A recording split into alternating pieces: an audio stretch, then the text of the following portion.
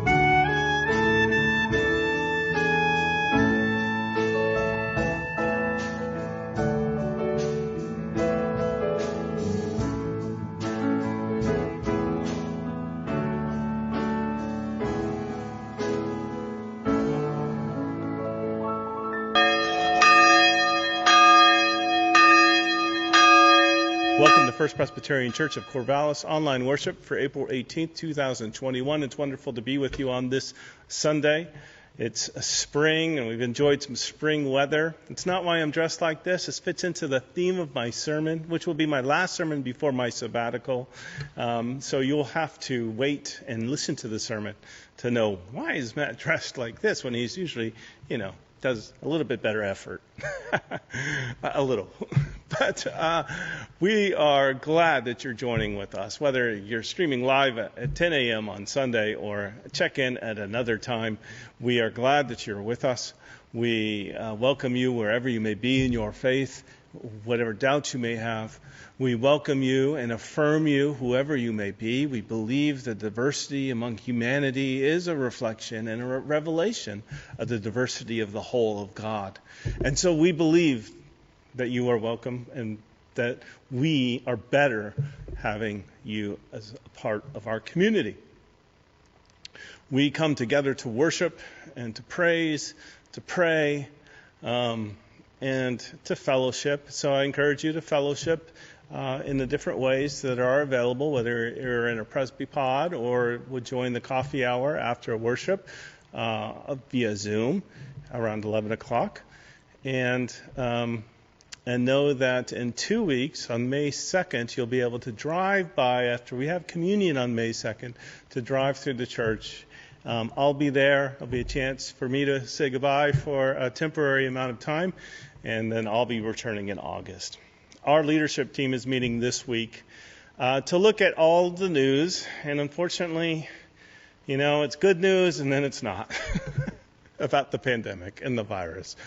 And so it makes it difficult. But we're going to be grappling with all that. We're hopefully going to have a consensus on what will be safe for this community and what will be best for this community in regards to gathering again.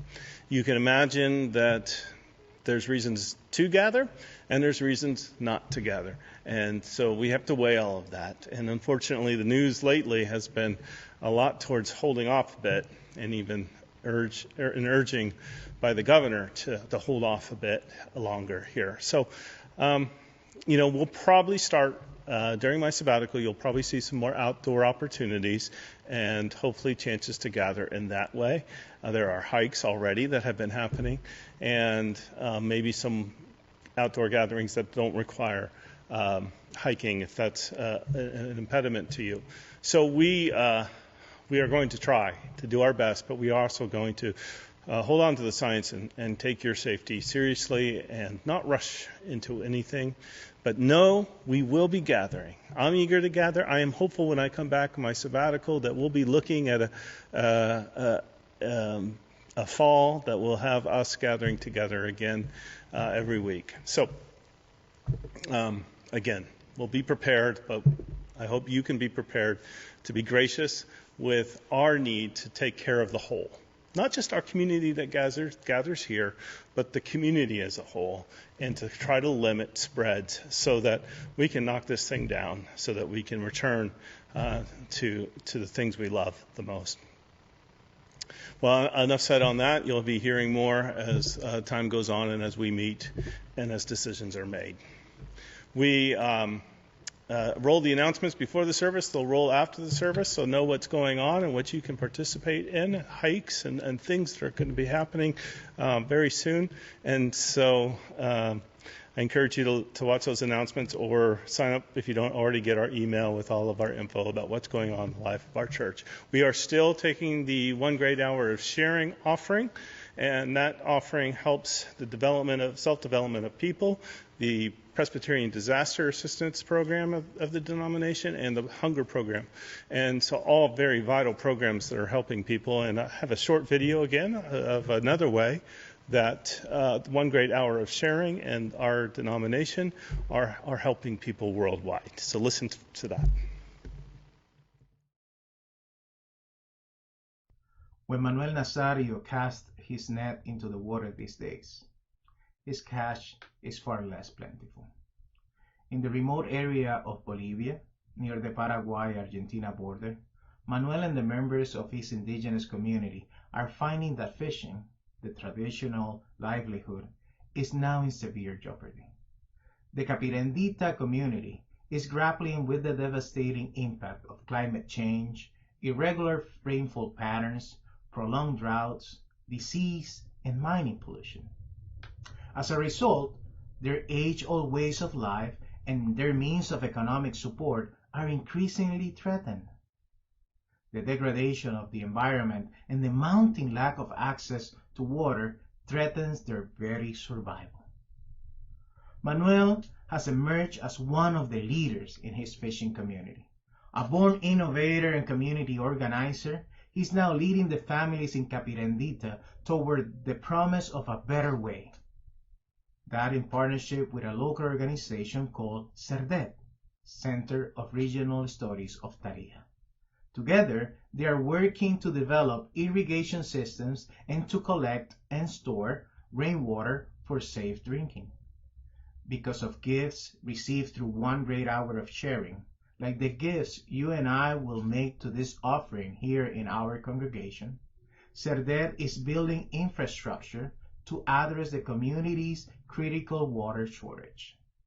Their goal is to create 500 meters of pipes to transport safe well water to those in need. Manuel will be responsible for carrying out the excavation work on the underground piping system.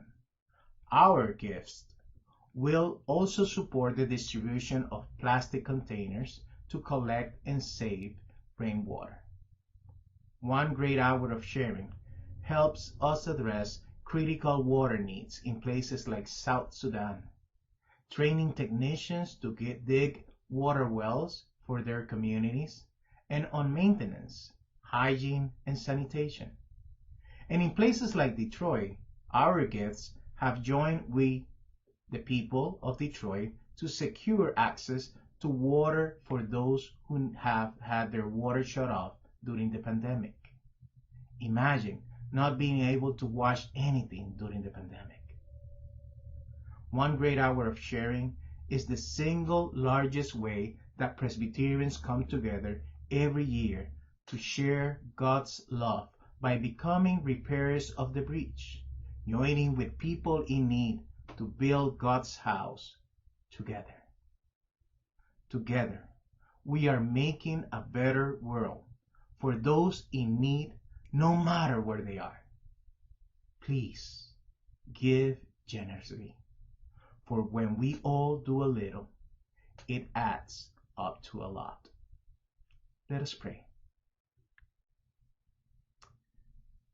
Meet all the needs for which the world thirsts, O God. May your spring of justice, compassion, and peace spring up quickly, and may it spring up quickly in us. Amen.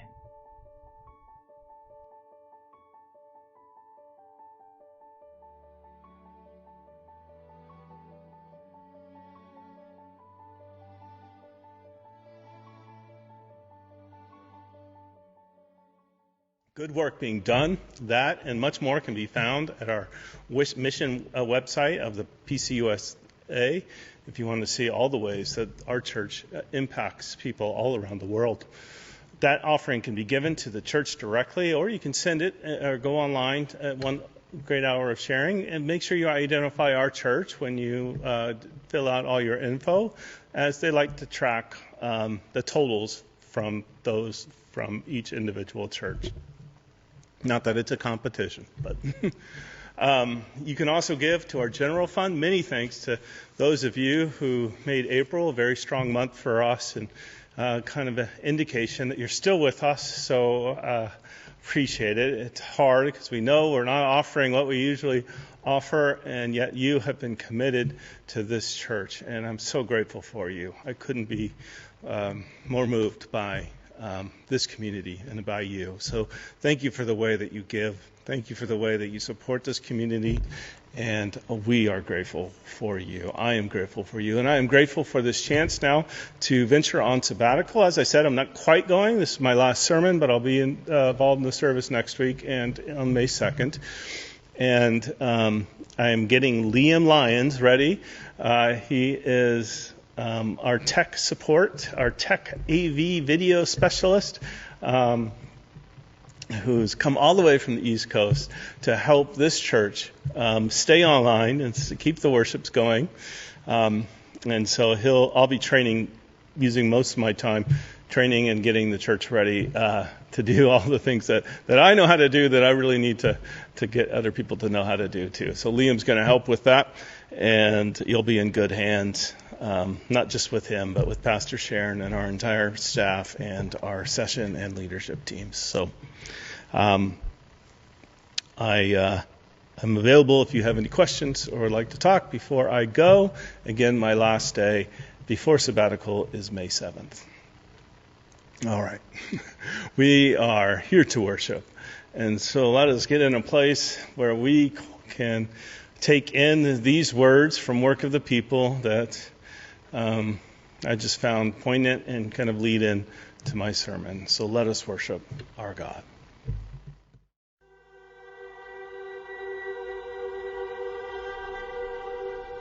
Look up, love. Take your eyes off the ground. Show your face. A new day is here. The light is rising over you, shining brightly, moving shadows, touching your face. You are brilliant with it. Darkness may come and go, but the glory of our Creator is a constant companion, a steady light. Many will see you struggle to live, your choice to stand up and walk in the light and be changed. Have the courage to truly see not only the problems, but the one who remains with you holding the light. We are all coming together, family, neighbor, and exiles, taking our seats at the table. We are learning. We are healing. So, take the gift of this day you are given. Let the light enlighten you, emanate from within you, become you. Be you. Power is shifting, and it won't look like what we think when love reigns. Cities riddled with the wreckage of war and marked by the scars of empire will exchange the sounds of violence and ruin for the clamor of co-creation and communion. Through the power of God, the oppressed and those stripped of their land are allowed to share in power. We all will weigh in. Life will grow from the most unexpected places. The smallest and least will be welcomed into the center, and their perspective will matter. Not only will violence cease, we won't want to hurt one another, but cooperate for the goodness of all. The whole nature of creation will change.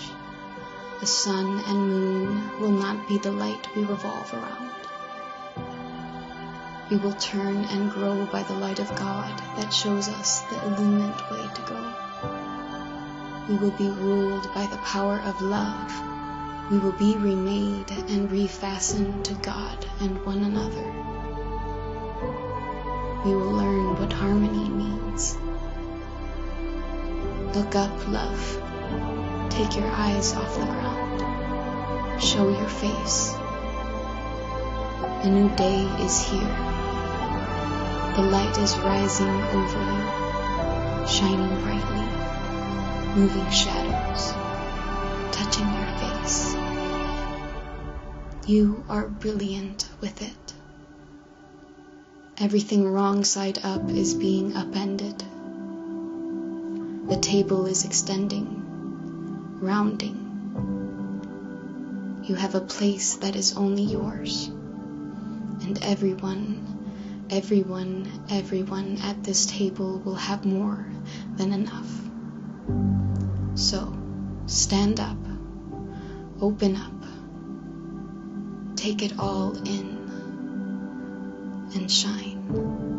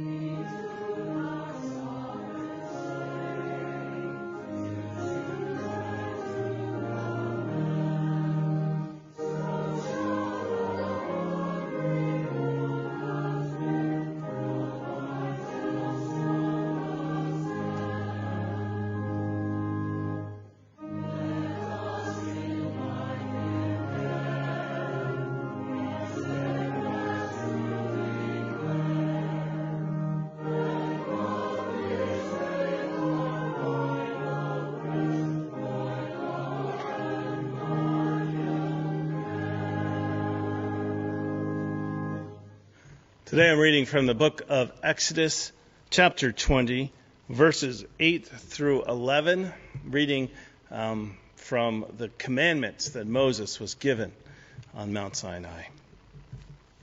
Remember the Sabbath day and keep it holy. For 6 days you shall labor and do all your work, but the seventh day is a Sabbath to the Lord your God.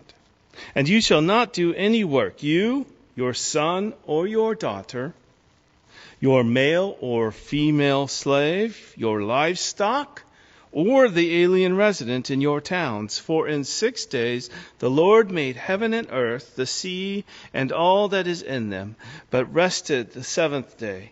Therefore the Lord blessed the Sabbath day and consecrated it. The living word.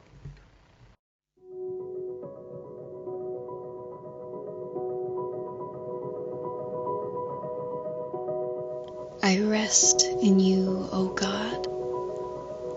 I am in your safekeeping, body and soul held in peace.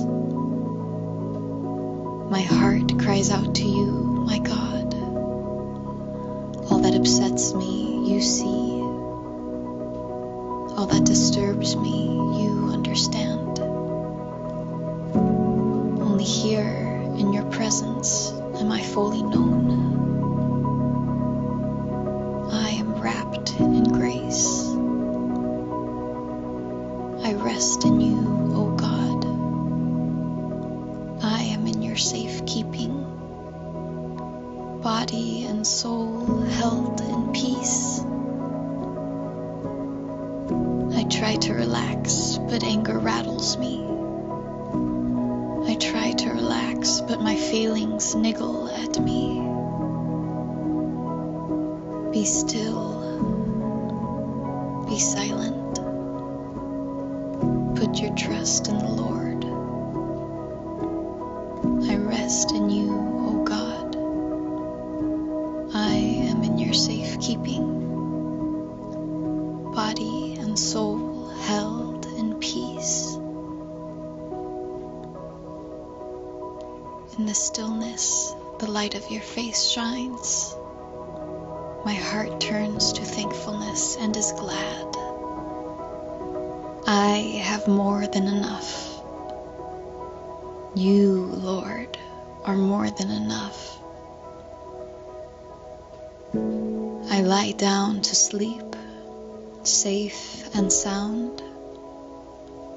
I rest in you, O God. I am in your safekeeping. Body and soul held in peace.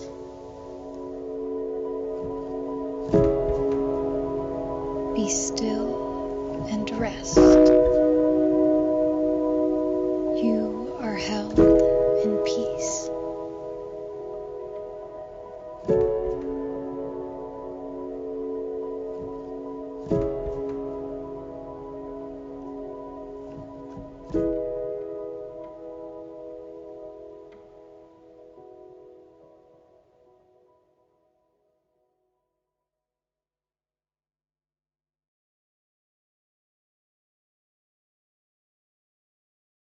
Okay, I promised to tell you why I'm dressed like this.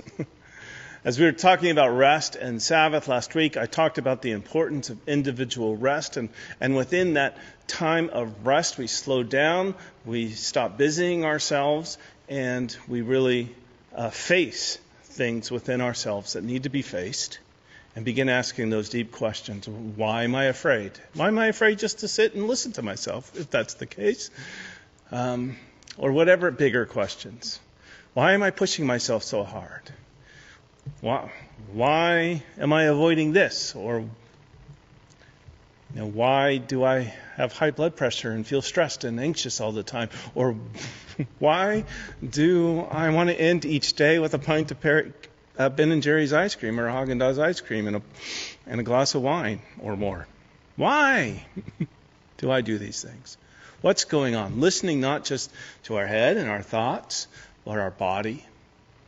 Where is our stress? Where am I tight? Where am I tense?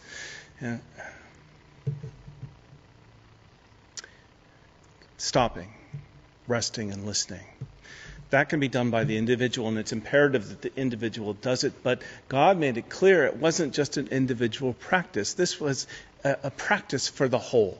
Not just the one, but the whole.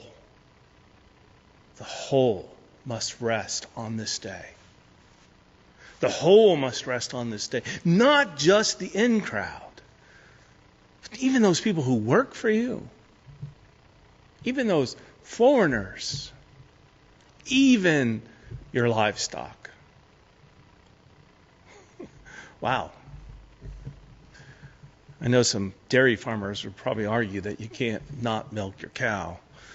But we're quibbling, and believe me, there's a lot of little quibbling with the details on the Sabbath that we could do, especially in a culture and a society and a community that's not homogeneous. It's not just one people, one ethnicity, one culture, one religion.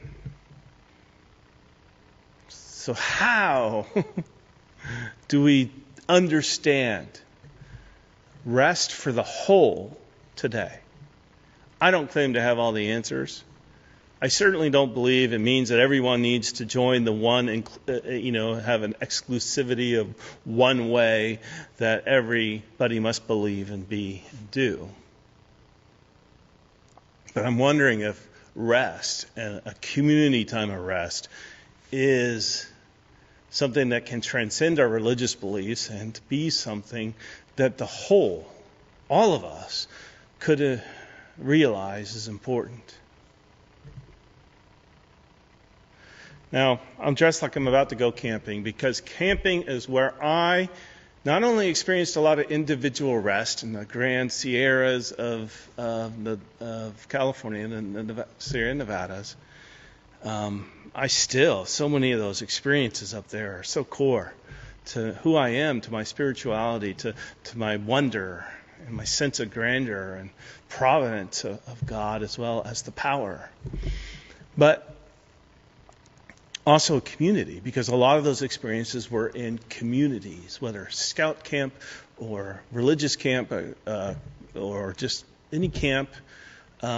or just friends gathering and camping together, or family. That you live in community and everyone does their job and everybody fits together, and it's work, but it's also time of rest and recreation together. Time to just wear what's practical, not so much what looks good. Sun to keep the sun out of your eyes and keep you from getting sunburn. Layers so that you can take your vest off when it gets too hot. It's actually pretty warm in here right now, but I'm going to keep it on. T-shirts, good shoes to hike in. A time when we can go and be together as we are in community. Now we can idealize this, but boy, I can tell you, being in community and at rest together is not easy, and it's not paradise. Christine and I worked as directors for a summer camp in California some years ago. It's a camp she worked as a counselor many years and a lead counselor, and got lots of her leadership developed. I never worked there as a counselor, but I worked at another camp a little further south as a counselor and as a leader in my college years. And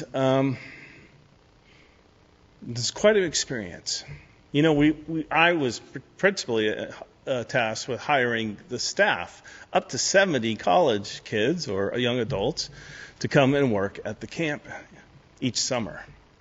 A lot of interviewing and reviewing applications, calling references, and of course, Christine and I had staff to help me. She was my coworker. But that was a big part of the job. And then bringing them and training them in what their job is and what they're there for, and reminding them what they're there for, building community among them. And yes, they were there to work. Some of them didn't quite get that, especially those who had their first year of coming on staff after being a camper. They weren't there to be a camper. They were there to work. But, you know, we weren't so hard that we didn't give them breaks and time to rest together, and they had time to rest together as well, and they had time where they had to be together. They had to live in pretty tight quarters when they weren't in the cabin with kids, which is also tight quarters. So you're always with people, and you're having to adjust to people and their differences. And that is hard, especially when you're at rest and you just want to rest, and somebody else isn't doing their job when you're supposed to be able to rest, but they're not doing their job, so you can't rest. And you know, I could tell you lots of stories. It's hard. I used to call it community is dirty, I said. It's not paradise. It's not Eden. Camping together, getting away together is hard work. Because when a community spends that time together, really stops from the busyness and the coming and going that regular life is, or pulls them out of their regular community, and people are coming from all over different areas of the state and country and even world, as we had international people, and as campers came from different parts, campers and staff who come to camp, really excited to be there, making new friendships, breaking out of the old, chance to start new with different people, had a lot of ideals. But then realized that maybe the things they thought they were leaving behind were just with them there too. That even when they were stopping from the regular routines and communities of their life and coming together in this community, that what they thought may change, what they thought they might be able to leave behind, followed them. Whatever pains, whatever personality difficulties, whatever triggers and anger and trauma, all came with them. And here they are in a new space, and they're still feeling that they're excited at first, but midweek, and maybe for the staff, midsummer, we start to see breakdowns. Like the questions like I asked, why? Why do I hurt so much, even in this paradise? And part of the reason is because I think we did a pretty good job at creating a space where they could rest, where they could stop pretending to be the popular person or stop having to pretend to fit in, that they could be who they are and be welcomed and loved. I think we did a pretty good job at that. It's hard to do with adolescents. But when you create a safe space like that, also the safety to begin talking about their pains, their trauma. We've heard hard stories as these things came out. So when God calls people to stop their work and rest together as a community, I think we can idealize it and say all good things will happen. But even as I think about it, I think even the question of being able to stop, even in that very commandment, it points to the fact that there are slaves. There are people who have had to come from other lands, immigrants, aliens, as it says. There is a sense of it's a time when we have to recognize that there are people and there are systems, and even some of the systems that we perpetuate that cause pain, that hurt people. When you stop and rest as a community, even the ability to do that highlights there are some, but for whom that's just not a possibility. One day of work means one less day of food, or not going to work means losing a job.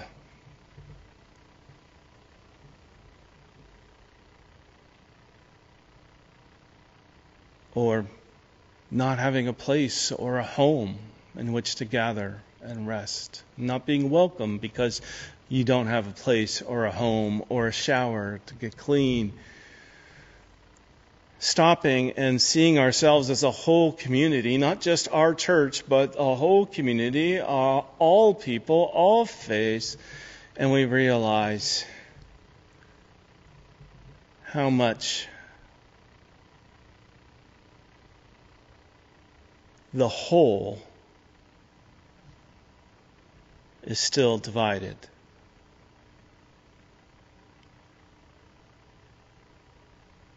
How much the whole, all of us, still divide. Still enjoy privilege that many do not see and may never see. So community rest is tough, and maybe that's why we don't do it. I don't know how it would be possible. I don't think it could have a religious base. But a community coming together and facing that has to begin asking questions. Why are our systems like this?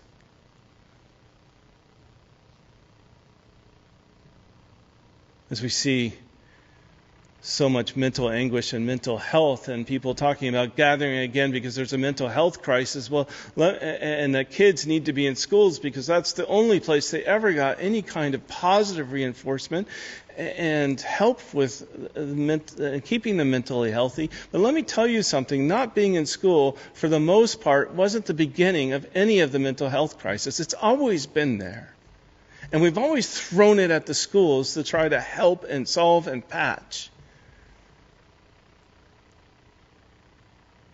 And this stopping and this pausing and this forced rest makes us realize, but I cringe a little when people just blame the pandemic and not gathering for the mental health crisis, because this is a chance for us to see, why is it there in the first place? Where is the trauma beginning? And how are we doing at helping break cycles of trauma and behavior and addictions and whatever it may be? Because just getting kids back in school is a Band-Aid for some of these kids, and a big difference. It can make a huge difference, even a little bit of a teacher being a positive influence. So I'm not saying it doesn't help and isn't needed. But it's never been the cure, and it's never been the cause to not have that for the crisis that we see. So in this pause, in this pandemic, this forced communal rest we've had a chance to see where there are traumas and pains and breakdowns in ourselves and in our community.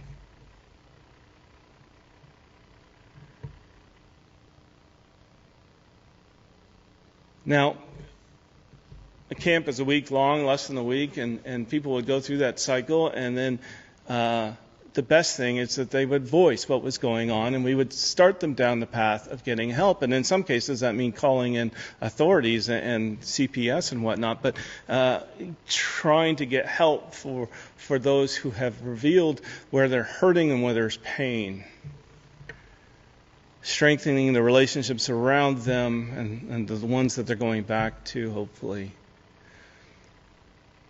And that would happen with my camp staff as well. We'd have big blowouts, but then work it out, talk it out, face it, talk about why and where the issues are, and begin to say, well, we're in this together. We are a whole. And for the most part, work towards healing, justice, equity, the things that are going to allow us to live as a whole. And saw that happen a great deal. And yes, there were some who just had to leave. They couldn't face what was going on, and they weren't ready. Or they would act out in a way in which they would have to leave. And that was always hard and sad, but that's a reality too. There will always be those who cannot be in the type of community that can stop, slow down, and be willing to face the honest truths about all of our lives and move forward.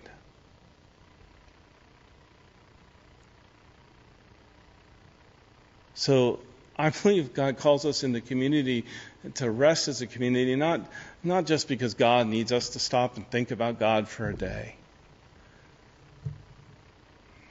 Jesus says the Sabbath was created for humanity. Humanity wasn't created for the Sabbath. It was given to humanity as a time, as a space to individually and communally come together. And stop being so busy that we don't have time to get past the surface, to know each other, to be able to be honest about what our struggles were and not have to wear a mask or be polished. To wear our functional clothes and still be very much part of the community and to move forward. So churches often will do retreats and John Raskowskis has reserved camping spots again at the Silence River, and we did it not last year but the year before, and if that works out, I hope that many of you will be able to do that in June, or maybe it's July, but that will come out in a bit. But because that time away is that time to see each other, to slow down, to rest together, to recreate together, to create together, to move.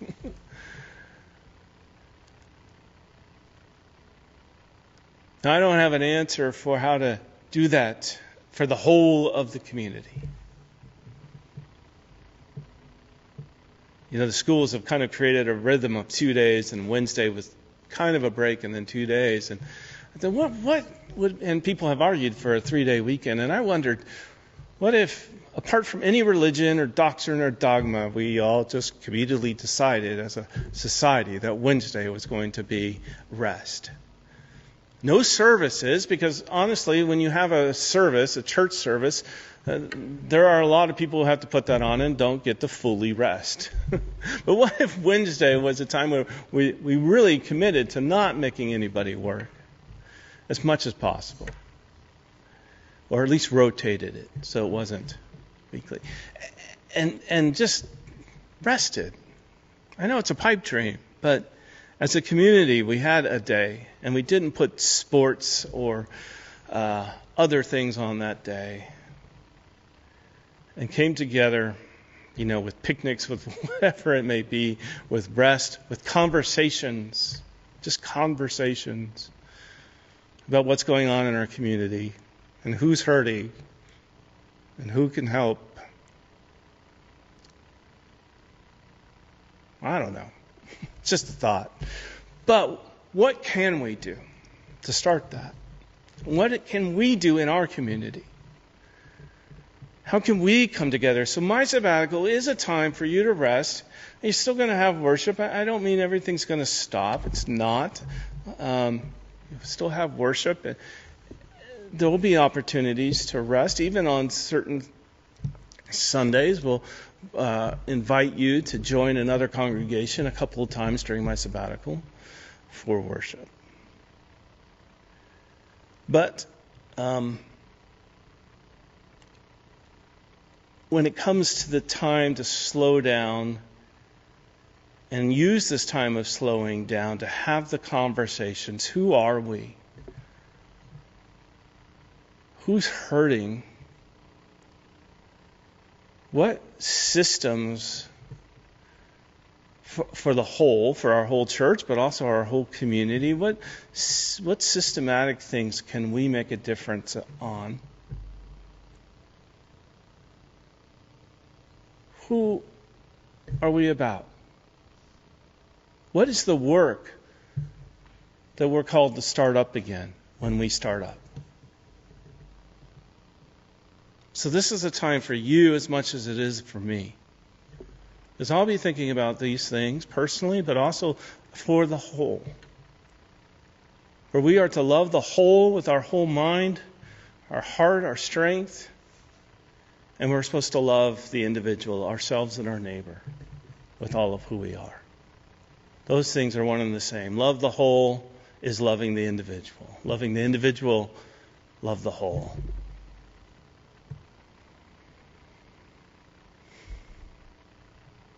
It could be a very rich time, and we're going to have times for you to begin asking questions, and will even be a book that we'll be talking about later, and Sharon will be talking about later, that people can be invited to join in reading. And I hope it's the beginning, and it will continue when I come back. But this will just be the beginning of this time of what has this time of rest, this forced rest, this pandemic helped us face? Because we have faced a lot of things in our own community and in our society, in our systems.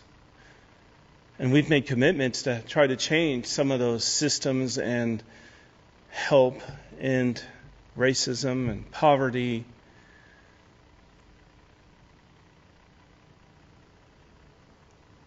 And so, as we return, how do we return in a way that shows that we really took to heart what came up during this time of rest? I think as much as people are excited to get together, I think it's going to be dirty. It's going to be difficult. People, I think, have gotten used to certain ways during this last year, and it's going to be hard to give up some things. It's going to be hard to come back together and to remember what it means to be together. It's going to be difficult to break out of our small pods and expand them, and to give each other grace.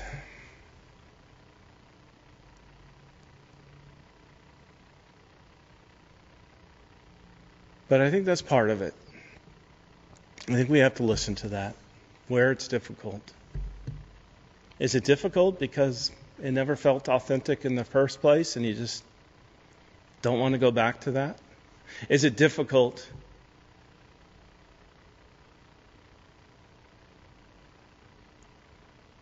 because there's something that's unsaid that needs to be said? Is it difficult because it just doesn't, whatever the gathering was, is really bring life to you? I think all those things are important, and we're going to need to be able to share them to help shape us, to be the people of God that God wants us to be the people of God who begin with rest, who begin each week asking, who are we? Who is God shaping us to be? Okay, let's move into that and be those people. I hope I can do some of that in my reflection, and that we can come back and have some deep and rich conversations. Enough for that for now, and let us close in prayer. Gracious God, we thank you for rest. We pray that you help us stop.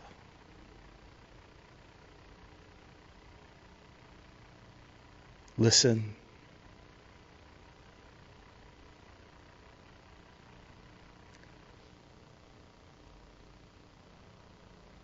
And help us know. Help us listen to our bodies and our minds, our souls, as we begin things again.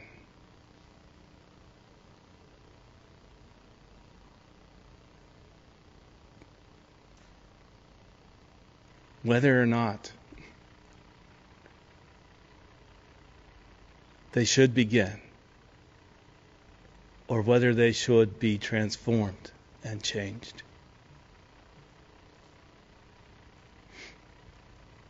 Help us to have faith that you've been with us this entire time, and that you are with us now, and you will be with us as we move forward. We pray this as your disciples taught us to pray, saying, Our Father, who art in heaven, hallowed be thy name. Thy kingdom come, thy will be done, on earth as it is in heaven. Give us this day our daily bread, and forgive us our debts as we forgive our debtors. Lead us not into temptation, but deliver us from evil. For thine is the kingdom, and the power, and the glory forever. Amen.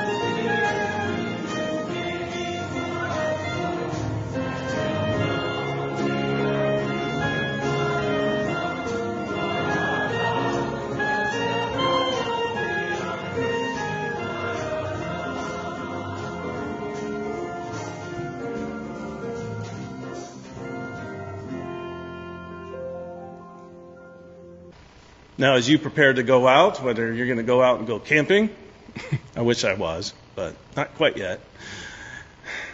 But if you are going out, if you are gathering, just a reminder, even if you're vaccinated, that if you're out and about, if you're in restaurants, if you're gathering, wear your mask.